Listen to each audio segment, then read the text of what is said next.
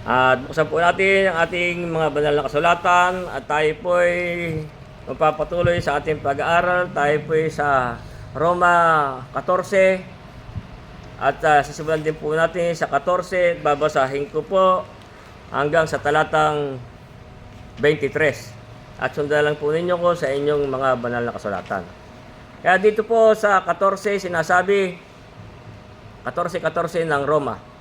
Nalalaman ko at naniniwala akong lubos kay Jesus na Panginoon na walang anumang bagay na marumi sa kanyang sarili maliban na doon sa nag-aakala na ang anumang bagay ay marumi sa kanya'y marumi ito. Sapagkat kung dahil sa pagkain ang iyong kapatid ay naghinanakit ay hindi ka na lumalakad sa pag-ibig. Huwag mong ipahamak sa iyong pagkain yaong pinagkamatayan ni Kristo.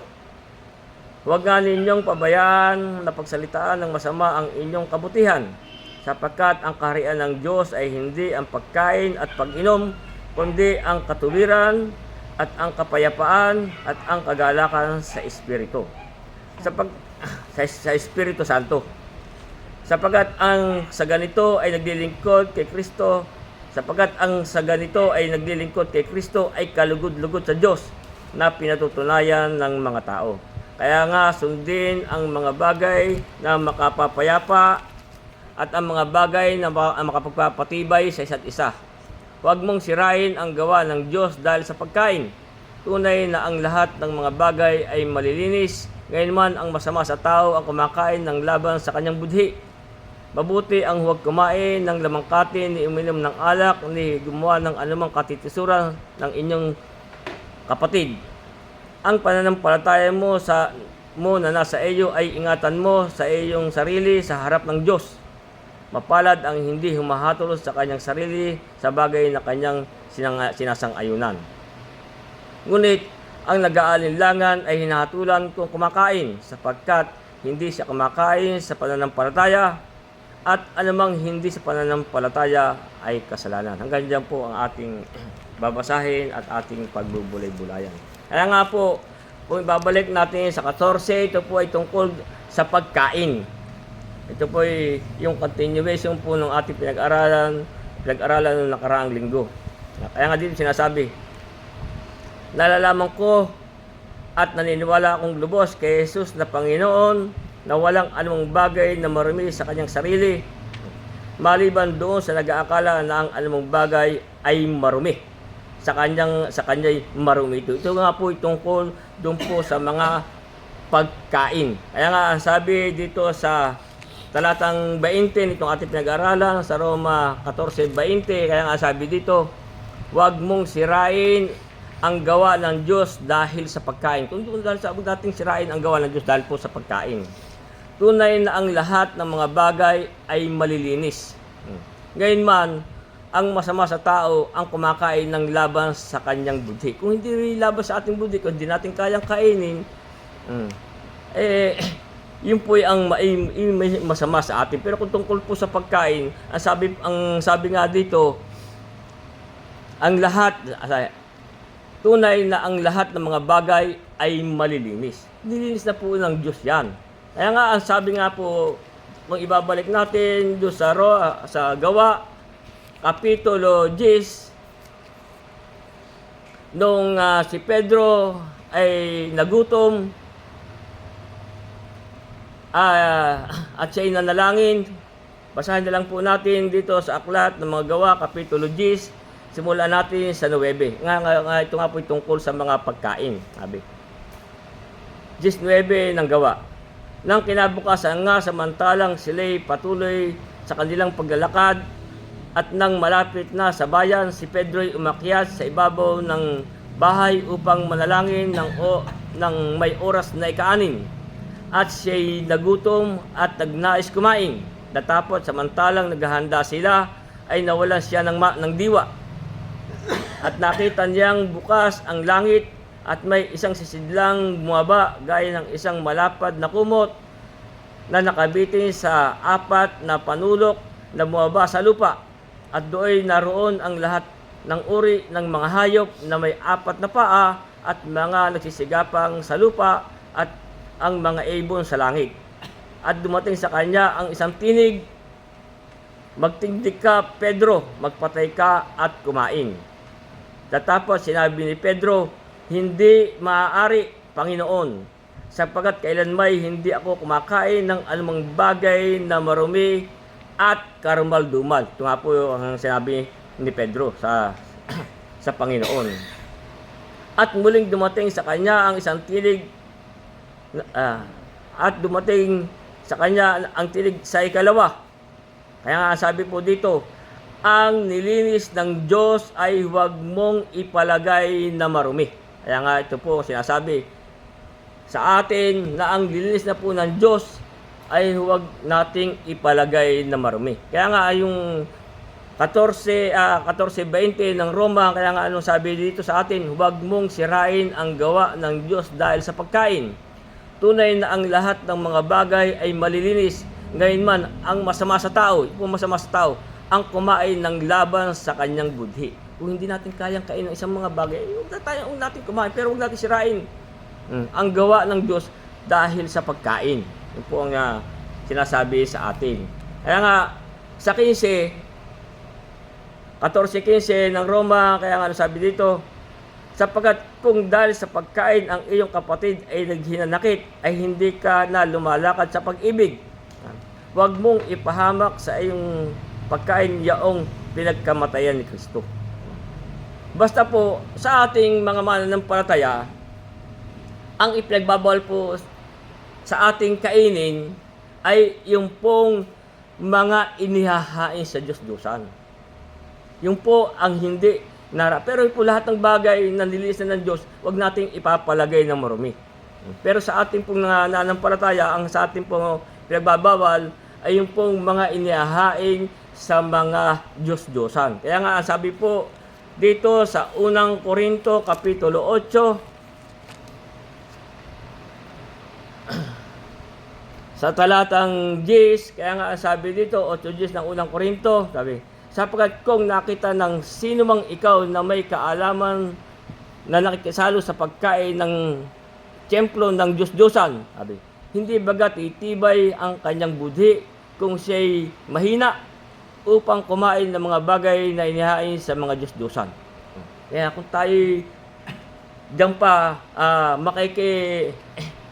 makikibahagi o kakain din, hindi po tayo nararapat. Kaya nga po ang sabi sa atin sa 15, sapagkat kung dahil sa pagkain ang iyong kapatid ay naghinanakit, ay hindi ka na lumalakad sa pag-ibig. Kasi kung tayo nakikita naman doon, tayo nakikibahagi pa doon sa mga pagkain sa mga Diyos-Diyosan. Sabi, huwag mong ipahamak ang iyong sa iyong pagkain yaong pinagkamatayan ni Kristo. Kaya kung itutuloy pa natin yung 8 ng Korinto, unang Korinto 8:7, kaya nga anong sabi dito, gayunmay wala sa lahat ng tao ang kaalamang iyan, kundi ang ilan sa hanggang ngayon ay namimihasa sa Diyos-Diyosan, ay kumakain na parang isang bagay na inihain sa Diyos-Diyosan at ang kaniyang budhi, palibasay mahina, ay nangahahawa. Baka po yung iba pang kapatid na mahina ay mahawa. Kaya nga po, yan po ang pinagbabawal sa atin na tayo pa'y kumakain ng mga bagay na inihahain sa Diyos-Diyosan. Kaya nga sa 8:11 ng unang Korinto, kaya nga sabi po dito, sapagkat sa pamamagitan ng iyong kaalaman ay napapahamak ang mahina, ang kapatid na dahil sa kanya ay namatay si Kristo.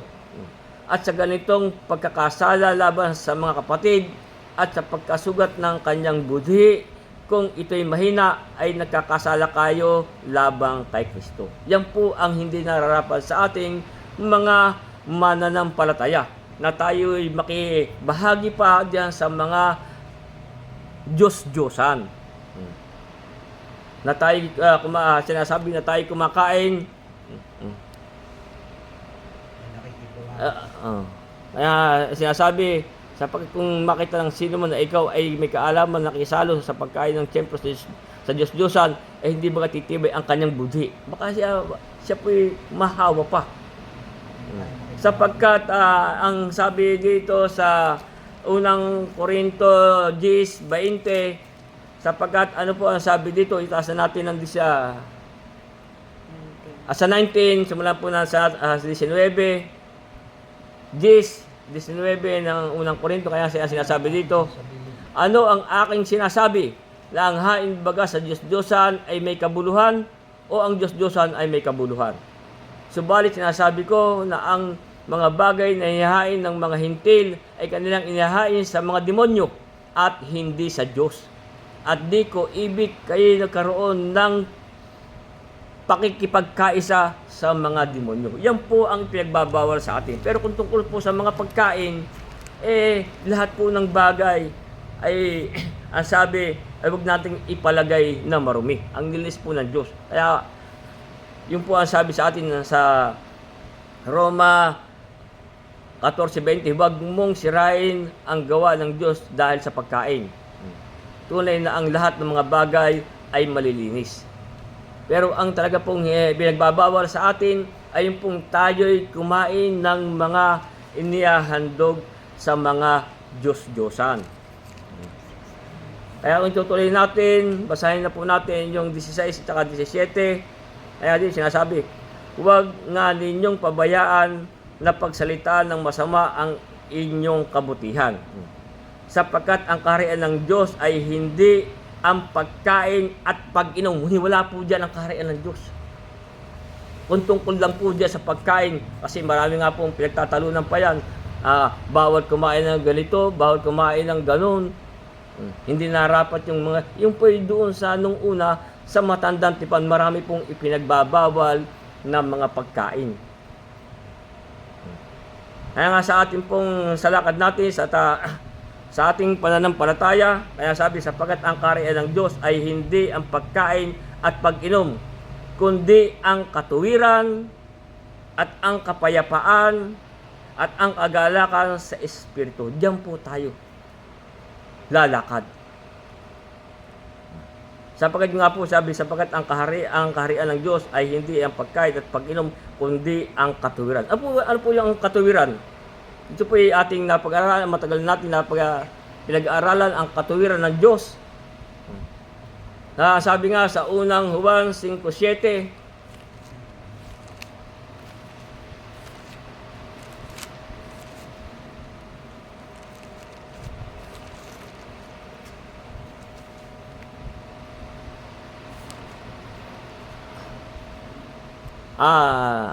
hindi po pala yun.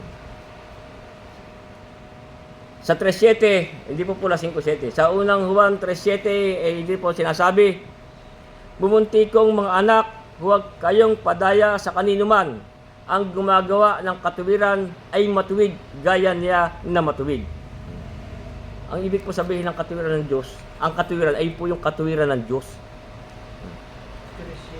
3:7 ng unang Juan. Kaya sabi, bumunti kong mga anak, huwag kayong padaya sa kanino man, ang gumagawa ng katuwiran ay matuwid, gaya niya na matuwid. At dito sa unang Juan 2:29, na sabi nga, kung nalalaman ninyong siya'y matuwid, nalalaman naman ninyo na ang bawat gumagawa ng katuwiran ay ipinanganak niya. Yung pong bawat gumagawa ng katuwiran ay ipinanganak niya. Ano po ba ang katuwiran ng Diyos? Ang katuwiran po ng Diyos ay ito pong sinasabi sa Roma Kapitulo 3, 21 at 22. Kaya dito sinasabi, datapwat ngayon bukod sa kautusan ay pinahayag ang isang katuwiran ng Diyos sa makatid na sinaksihan ng kautusan at ng mga propeta. Sa makatid bagay ang katuwiran ng Diyos sa pamamagitan ng pananampalataya kay Hesukristo. Yan po ang katuwiran ng Diyos. Sa makatid bagay ang katuwiran ng Diyos sa pamamagitan ng pananampalataya kay Hesukristo sa lahat ng nagsasampalataya, sapagkat walang pagkakaiba, maging sa Hudyo, maging sa mga Hintil. Yan lang po ang katuwiran ng Diyos, ang pananampalataya sa ating Panginoon Kristo. Sapagkat ang nagsasampalataya po sa ating Panginoon Kristo, ang sabi sa Galatia Kapitulo 3, tayo po ang mga anak ng Diyos. Yung pong lahat ng nagsisampalataya. Dito sa Galatia 3:26, kaya nga sabi dito, sapagkat kayong lahat ay anak ng Diyos sa pamamagitan ng pananampalataya kay Kristo Jesus. Yan po ang katuwiran. Kaya nga itong sinasabi sa ating pinag-aaralan na sinasabi,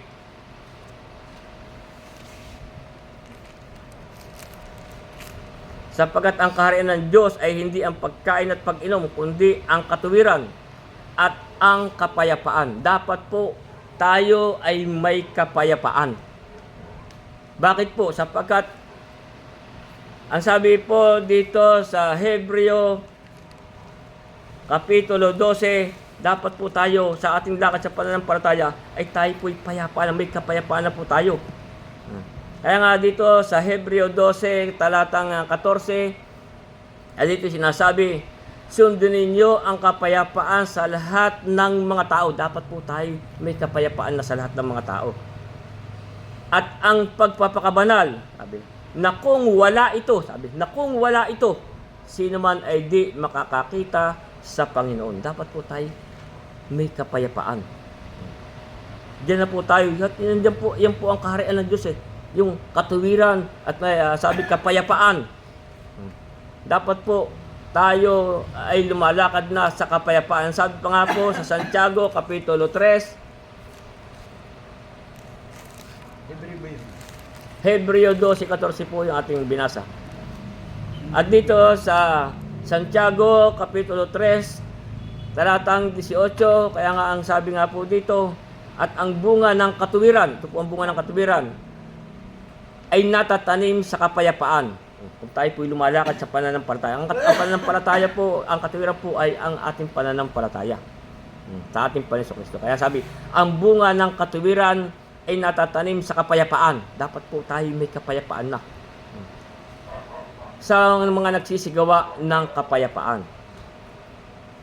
Kaya doon po tayo, dapat po tayo ay may kapayapaan sa Diyos at sa mga tao. Kaya kung wala ito, hindi po tayo makakakita sa Panginoon.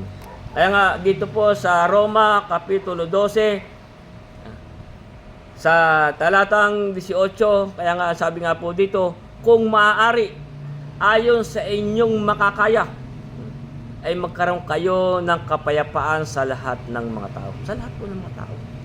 Magkaroon po tayo ng kapayapaan. Huwag tayong maghigantihan, huwag tayong ibigay na po na sabi, huwag kayong maghigantihan mga iniibig, kundi bigyan niyo yung daan ang galit ng Diyos. Sapagkat nasusulat, akin ang paghiganti, ako ang gaganti, sabi ng Panginoon. Kaya tayo po magkaroon na ng kapayapaan. Kaya nga, ulitin ko po yung Hebreo 12. Kaya dapat po tayo may kapayapaan na sa ating paglakad, sa ating pananampalataya.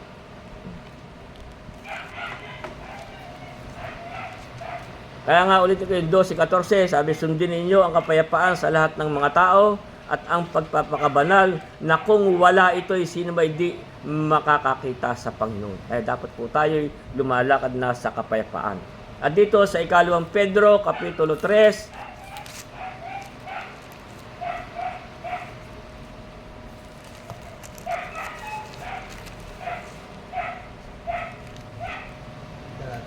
sa talatang 14, kaya nga po dito sinasabi, kaya nga mga minamahal, yamang kayo'y nagsisipaghintay ng mga bagay na ito. Sino po ang ating inaantay? Ang pagdating ng ating Panginoon. At yung kanyang pagpapakahayag. Kaya nga habang inaantay po natin ang ating Panginoon, kaya nga sabi dito, kaya nga mga minamahal, yamang kayo nagsisipaghintay ng mga bagay na ito, ay pagsikapan ninyong masumpungan kayo sa kapayapaan. Dapat po tayo pagdating ng Panginoon ay tayo masumpungan sa kapayapaan na walang dungis at walang kapintasan sa paningin niya. Dapat po tayo walang dungis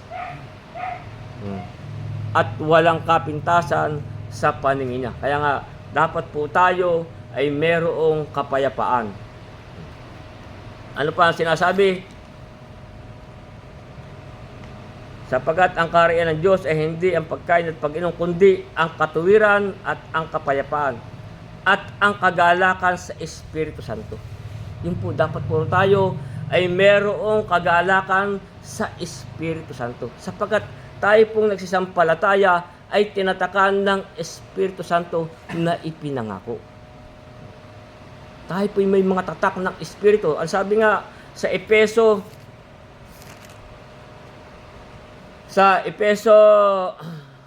1:13, kaya nga sabi dito, nasa Kanya kayo rin naman pagkarinig ng aral ng katotohanan ng Ebanghelyo ng inyong kaligtasan.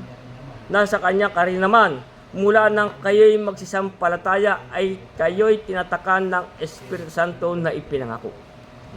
Dapat po tayo may kagalakan sa Espiritu Santo. Sapagkat iyon po'y nakatatak sa atin.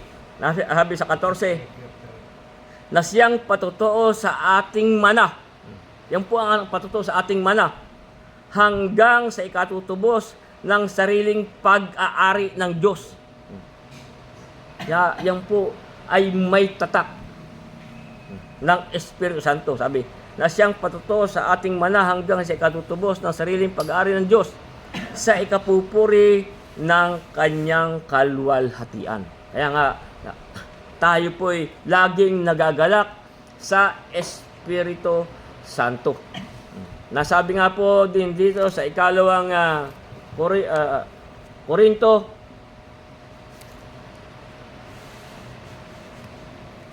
sa Kapitulo 1,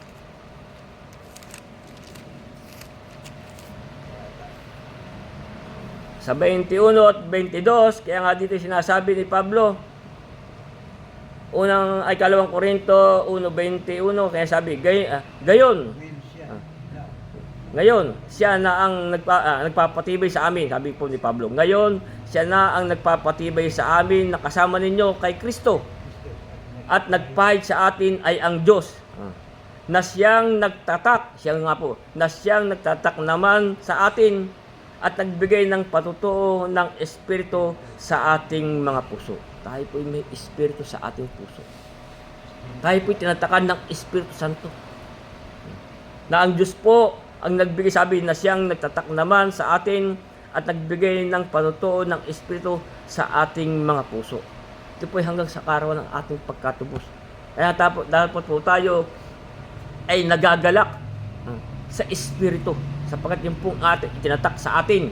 Nasabi pa nga rin po sa aklat ni Judas, sa sa talatang 20, na siya sabi, ngunit kayo, mga minamahal, papagtibayin ninyo ang inyong sarili sa inyong lubhang banal na pananampalataya, na manalangin sa Espiritu Santo. Dapat po tayo, diyan po tayo manalangin po tayo sa Espiritu Santo. Kaya nga, sino po ba ang talagang tunay na may tatak ng Espiritu Santo? Kanino po ito binibigay? Sino po ang talagang may tatak na? Yung pong mga nagsisampalataya. Ano pa? Ito po'y doon lamang ibinibigay sa mga nagsisitalima sa Kanya. Kung tayo po hindi tumatalima, ay wala po tayong Espiritu Santo.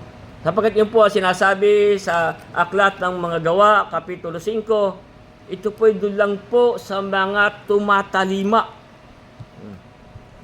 Kaya nga, kung tayo hindi tumatalima sa ating Panginoon, ay wala tayong tatak nito.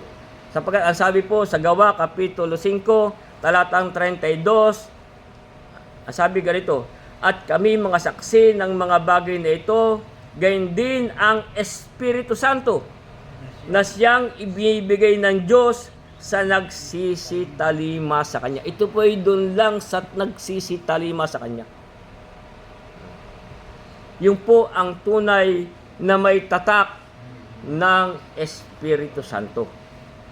Kaya nga sa ikalawang Timoteo, Kapitulo 1, kaya nga sabi dito, ito po doon lang po sa mga nagsisitalima sa Kanya. simula nang kayo magsampalataya ay kayo tinatakan ng Espiritu Santo. Kaya nga dito po sa ikalawang Timoteo,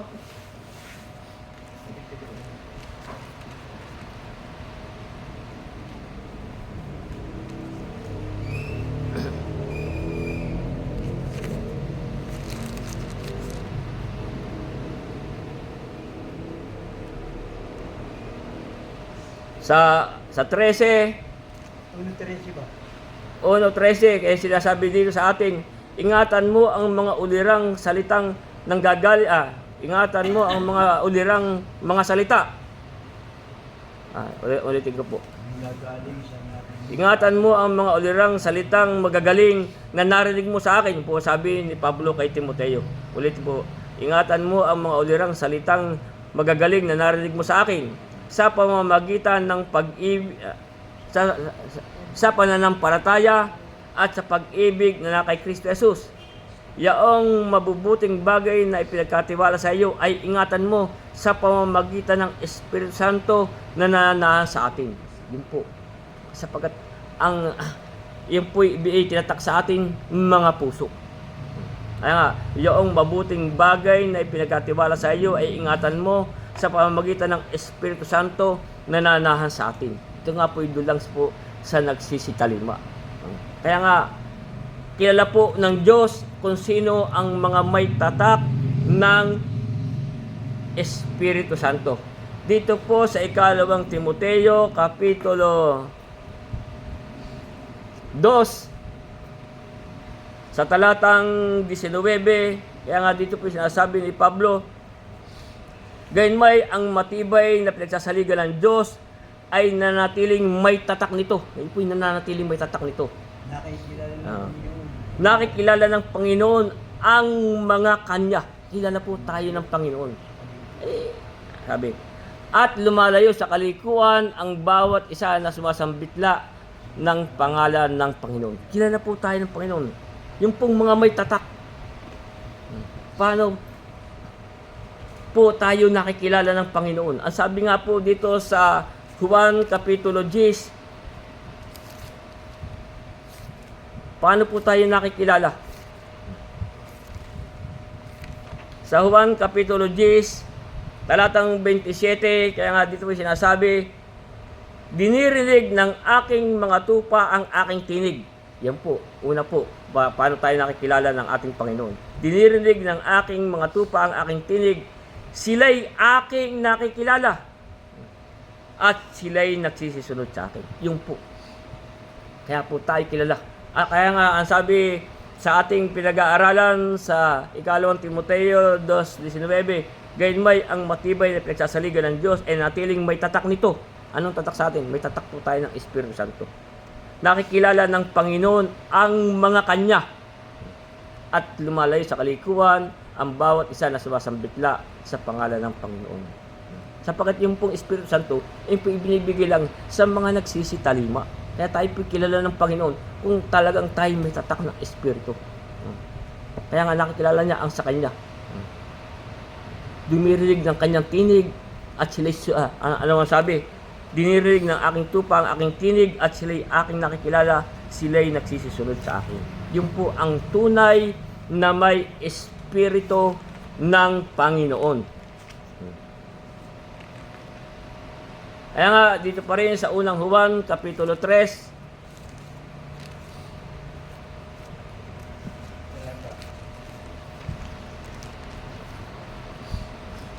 sa 24, kaya nga dito sinasabi, at ang tumutupad ng kanyang mga utos ay mananahan sa akin. Yung po yung talagang sa kanya. Ang tumutupad ng kanyang mga utos ay mananahan sa kanya. At siya'y sa kanya. At dito ay nakikilala natin na siya'y nananahan sa atin. Sino po? Sa pamamagitan ng Espiritu na kanyang ibinigay sa atin.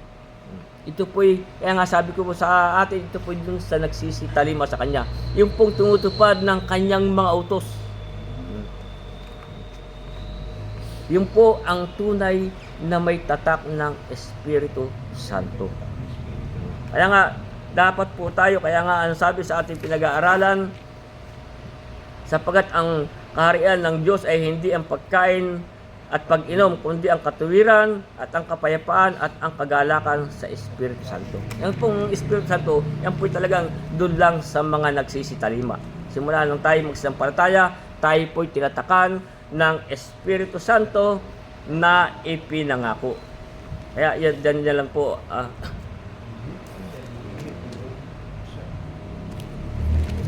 Kaya ituloy po natin.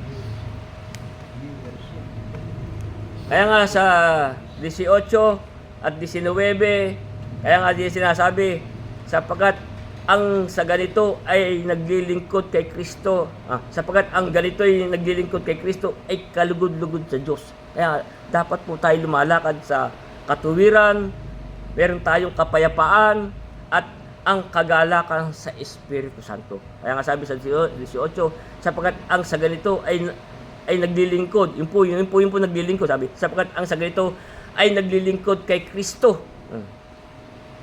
Ay kalugod-lugod sa Diyos at pinatutunayan ng mga tao. Kaya nga, sabi, sundin ang mga bagay na makakapayapa. Sundin po natin yung mga bagay na makakapayapa at ang mga bagay na makapagpapatibay sa isa't isa. Kaya po, tayo yung pong makapagpapatibay sa isa't isa, doon po tayo lalakad. Na sabi nga dito sa unang Tesalonica, Kapitulo 5, sa talatang 11, ayan, dito po sabi ni Pablo, dahil dito'y kayo mga pangaralan, magpatibayan sa isa't isa, sa inyo, gaya ng inyong ginagawa. Diyan po tayo magpapangaralan, dito po sa salita ng Diyos. Yung pong susunod, ang nga sabi sa atin, sundin.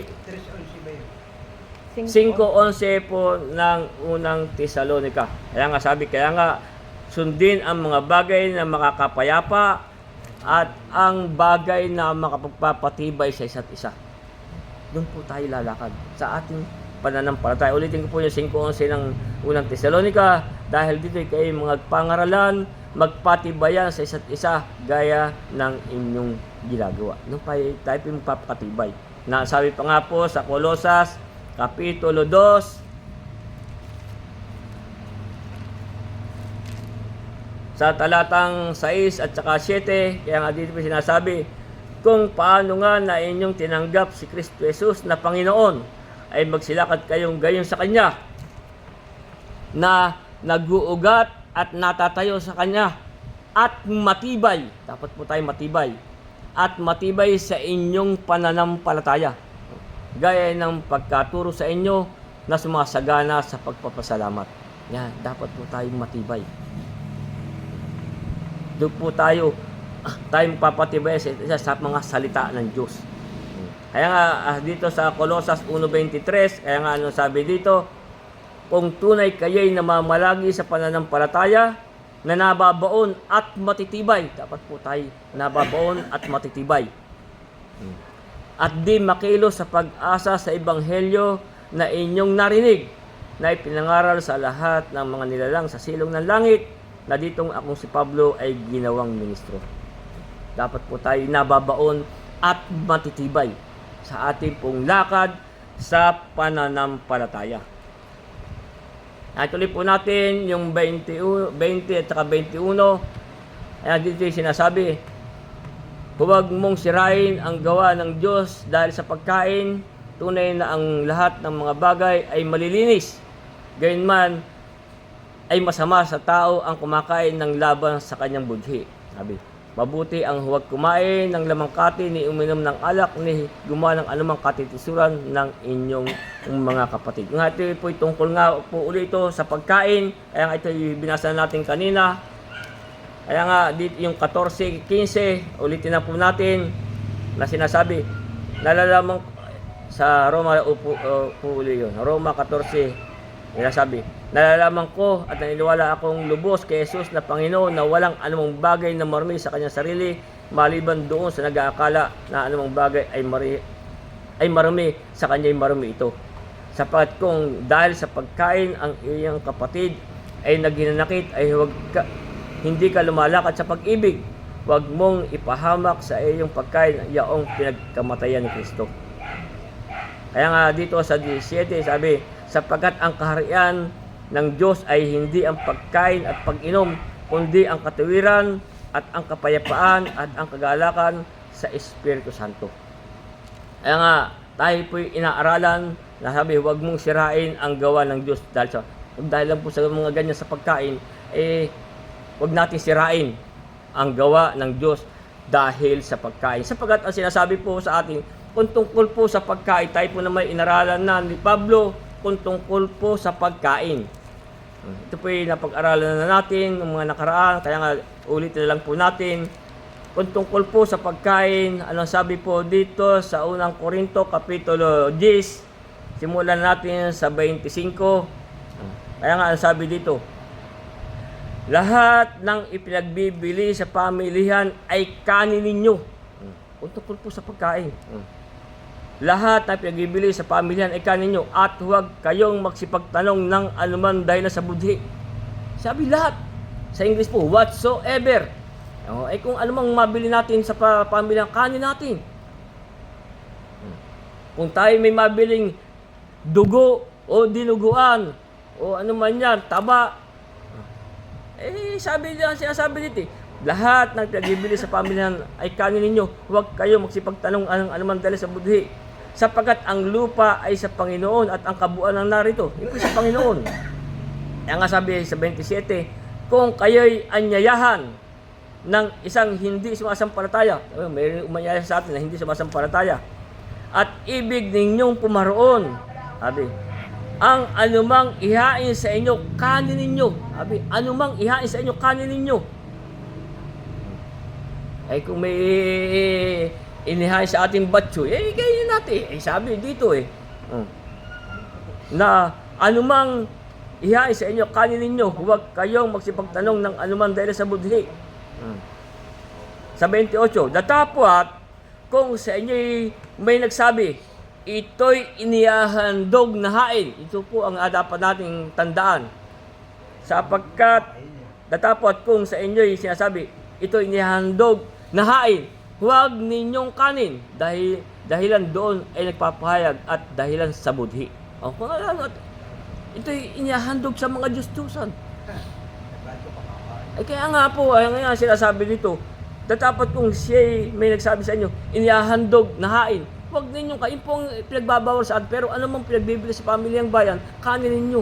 Kung tayo inanyayahan, at ibig niyong pumaroon, anumang ihain sa inyo, kanin ninyo. Ang talaga pong pinagbabawal sa atin, yung pong mga inihahain sa mga Diyos-Diyosan.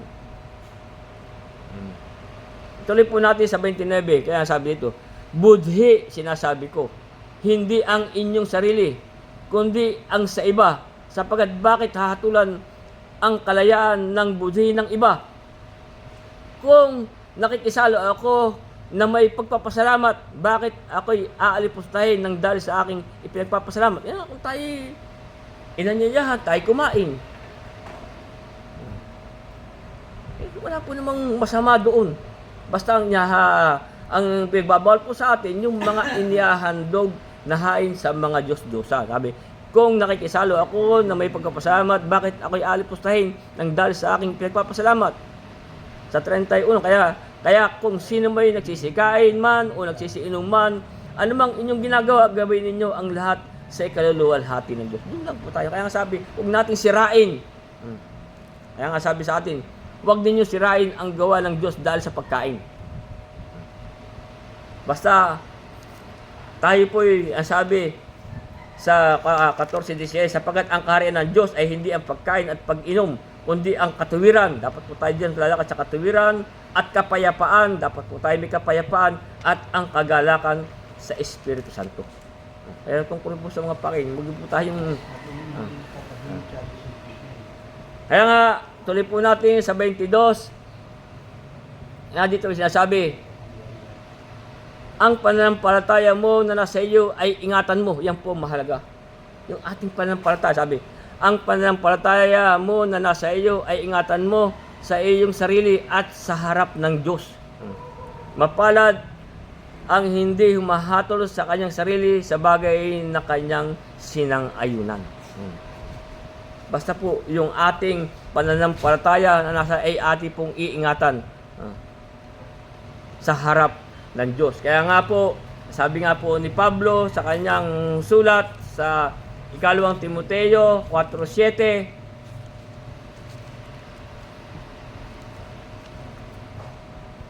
na sinasabi po ni Pablo sa ikalawang Timoteo 4:7, nakipagbaka ako ng mabuting pakipagbaka, natapos ko na ang aking takbo, iningatan ko ang pananampalataya. Diyan po tayo. Iingatan na po natin ang ating pananampalataya.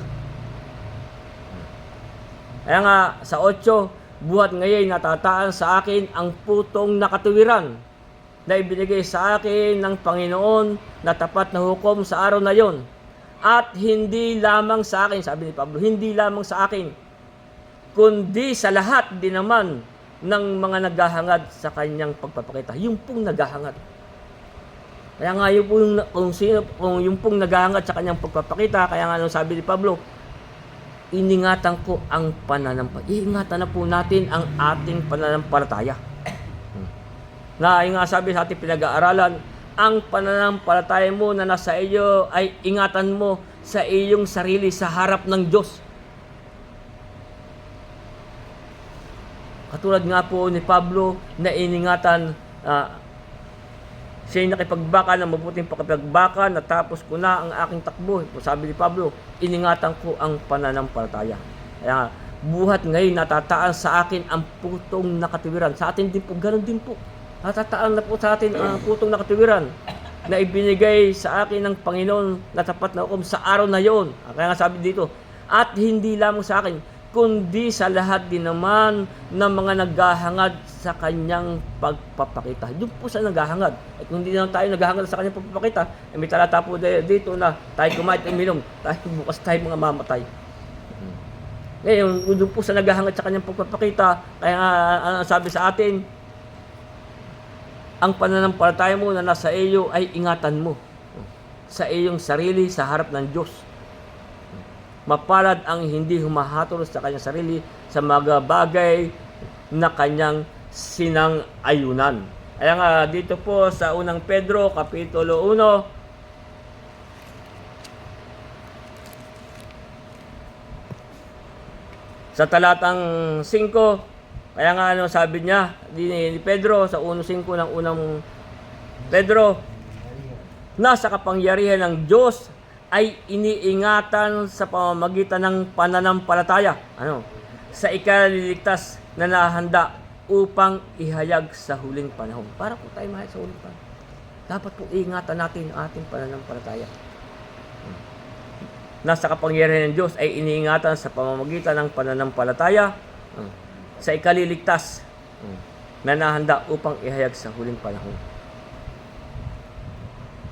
Tayo po'y nasa huling panahon na ang inyong pag-aaralan sa banal na kasulatan.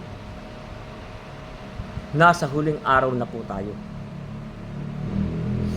Kung ito po'y inyong sasaliksikin ang mga banal na kasulatan.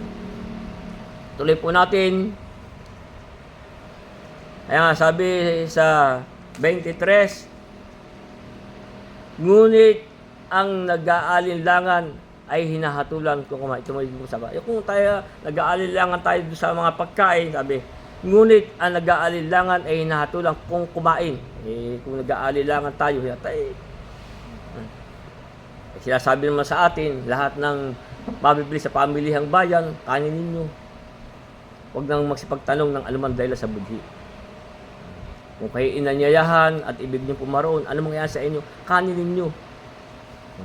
Kaya sabi, ngunit ang nag-aalinlangan ay hinahatulan kung kumain. Nag-aalinlangan ka pa, tapos kumain ka.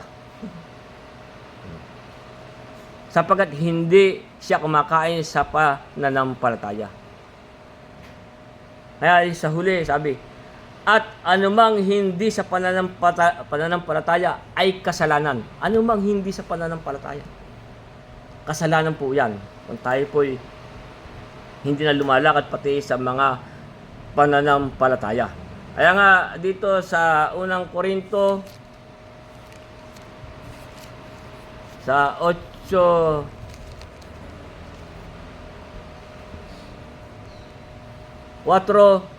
kaya nga sinasabi pa rin dito, tungkol nga sa pagkain ng mga bagay na hinahain sa mga Diyos-Diyosan, nalaman natin na ang Diyos-Diyosan ay walang kabuluhan sa salibutan at walang Diyos liban sa isa. Eh, nag-alinlangan na kayo, kumain pa kayo, kaya alam niyo kung inahain sa Diyos-Diyosan. At sa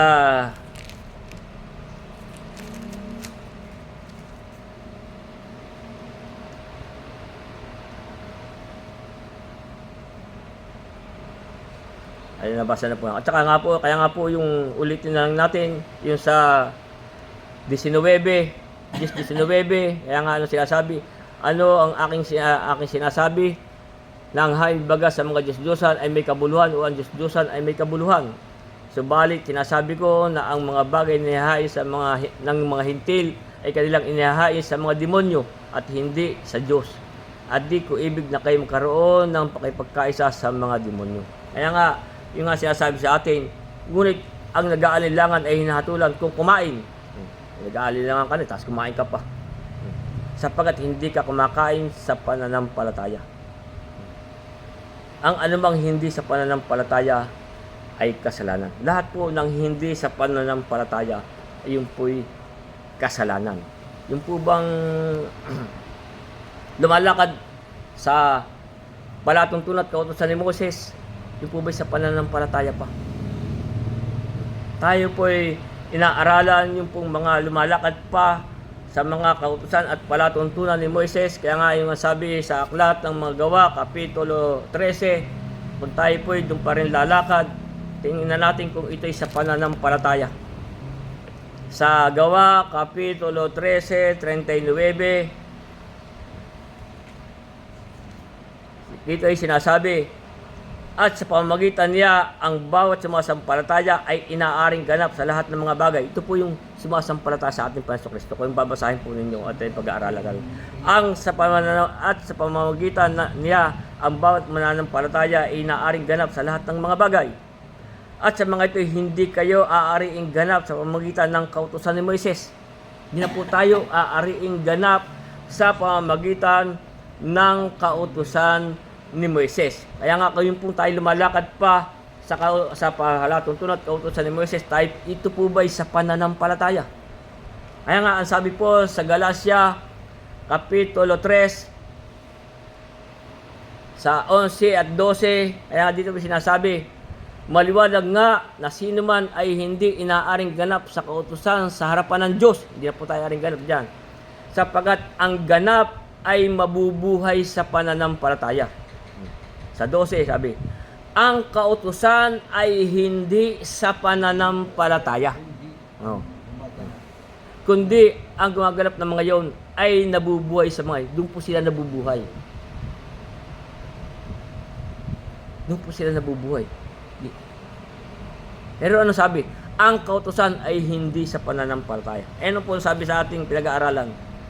Anumang hindi sa pananampalataya ay kasalanan. Kaya nga, ang kautusan, ano po sabi? Ang kautusan ay hindi sa pananampalataya.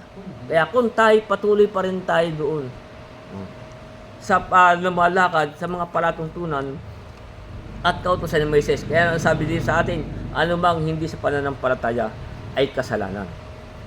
Kaya nga, mag-iingat din po tayo sa ating mga lakad. Kaya kung tayo po patuloy pa rin sa mga ganung bagay, kaya nga anong sabi pa rin dito sa 5, lasa natin ng 3, kaya nga anong sabi dito 5:3 ng Galacia, sabi, oo, pinatotohanan kong muli sa bawat taong gumaganap ng pagtutuloy po yung kautusan, na siya'y may kautangang tumupad ng buong kautusan. Dapat po yung buong kautusan ay kalituto pa rin. Sabi, kayo'y hiwalay kay Kristo. Kaya tandaan po natin yung mga kayo'y hiwalay kay Kristo. Kayong nag-iibig na aring ganap ng kautusan nangahulog kayo mula sa biyaya. Kaya nga, ang lahat ng hindi, sabi, anumang hindi sa pananampalataya, kasalanan. Kaya kung tayo patuloy pa pong magpapatuloy dyan, tayo sapagkat tayo po'y hiwalay na diyan. Sa pamagitan ng anong kautusan? Ang sabi po sa Roma Kapitulo 3, sa talatang 27, kaya nga ano ang sabi sa atin dito ni Pablo, 3:27 na Roma. Kaya nga, saan naroon ang pagmamapuri? Ito'y hiwalay na. Sa pamagitan ng anong kautusan? Ng mga gawa? Hindi. Kundi sa pamagitan ng kautusan ng pananampalataya. Tayo po'y lumalakad na sa kautusan ng pananampalataya. Ano po yung kautusan ng pananampalataya? Yung po yung kautusan ng ating Panginoon Jesucristo. Yung po yung sinasabi sa Galacia 6:2. Hindi na po tayo diyan sa kautusan at palatuntunan ni Moises. Kaya nga sabi sa Galacia 6:2, magdalahan kayo ng mga pasanin ng isa't isa at tuparin niyo ngayon ang kautusan ni Kristo. Yun po ang kautusan ng pananampalataya. Kaya nga, lahat po, ano sabi sa atin, anumang hindi sa pananampalataya ay kasalanan. Isa po yan. Yan pong lumalakad pa sa palatuntunan at kautusan ni Moises. Ano pa po yung mga yung mga anumang hindi sa yung pong mga lumalakad sa kalikuan. Yan po hindi lakad ng pananampalataya. Kaya nga, anumang hindi sa pananampalataya, yung pong mga liko. Kaya nga, ano sabi sa atin dito sa unang Korinto, kung tayo lumalakad pa sa mga kalikuan. Unang Korinto 6:9, kaya nga sabi sa atin dito, hindi ba kayo nalalaman ang mga liko ay hindi magsisipagmana ng kaharian ng Diyos? Huwag kayong padaya kahit ang mga mapakiapid, ang mananamba sa Diyos-Diyosan, ni ang mangangalunya, ni ang mambababae, ni ang mapakiapid sa kapwa lalaki, ni ang mga magnanakaw, ni ang mga masakim, ni ang mga maglalasing, ni ang mga mapagtungayaw, ni ang manlulupig ay hindi magmamana ng kaharian ng Diyos. Hindi pa tayo magmamana ng kaharian ng Diyos. Kaya nga sabi, anumang hindi sa pananampalataya ay kasalanan. Ano pa po? Yung pong mga gumagawa, ay yung pong lumalakad pa sa laman. Ano po yung mga gawa ng laman? Na sabi nga po sa atin sa Galacia sa 5:19, ang sabi, hayag ang gawa ng laman. Sa mga ay ang mga ito, pakikiapid, karamihan, kalibugan, pagsamba sa Diyos-Diyosan, pangkukulam, pagtataniman, mga pagtatalo, mga paninibugho, mga pagkakaalitan, pagkakampi-kampi, mga pagkakabahagi, mga hidwang pananampalataya, mga kapanaghilian, mga paglalasing, mga kalayawan, at ang katulad dito tungkol sa mga bagay na ito'y aking pinagpapaunang ipaalala sa inyo, na tulad sa aking pagpapaalala ng una sa inyo, na ang nagsisigawa ng gayong mga bagay ay hindi magsisipagmana ng kaharian ng Diyos. Yan po ang mga bagay na anumang hindi sa hindi sa pananampalataya, hindi na po lakad ng pananampalataya yan. Yung po mga gumagawa niya. Kaya nga sabi sa atin, anumang hindi sa pananampalataya ay kasalanan. Kaya, hanggang dyan na po muna ang ating pag-aaral at tuloy na po natin sa susunod.